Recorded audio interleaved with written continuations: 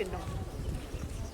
ሰንደቅ ዓላማ በእያንዳንዱ ኢትዮጵያዊ ልብ የታተመ የሀገራዊ አንድነትና የነጻነት መገለጫ ነው። ሰንደቅ ዓላማ የአንድ ሀገር መንግስት መገለጫ ነው።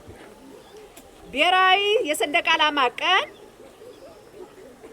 ካሁን በፊት ለ17ኛ ጊዜ ተከብሯል።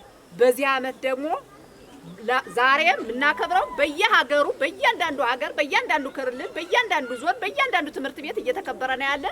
ለ18ኛ ጊዜ እየተከበረ በድምቀት ይገኛል። ትምህርት ቤት የሰንደቅ ዓላማ አከባበር የሰንደቅ ዓላማውን ቀን የሚከበርበት ዋና ዓላማው አንደኛ በሰንደቅ ዓላማ ክብር እንዲሁም የሀገር ዳር ድንበር ለማስከበር የተሰዉ የሞቱ ጀግኖች ለመዘከር፣ ሁለተኛ የሰንደቅ ዓላማን ክብር ለማጠናከር፣ ሶስተኛ ብሔራዊ መግባባትን ለማጠናከር፣ አራተኛ የሀገራችን መልካም ስም ለማዳሰስ ነው። በዚህ ምክንያት ሰንደቅ ዓላማው ሲወጣና ሲወርድ በተጠንቀቅ በመቆም ብሔራዊ መዝሙር በመዘመር ሰንደቅ ዓላማን ያለንን ክብር የምንገልጽበት መንገድ ነው።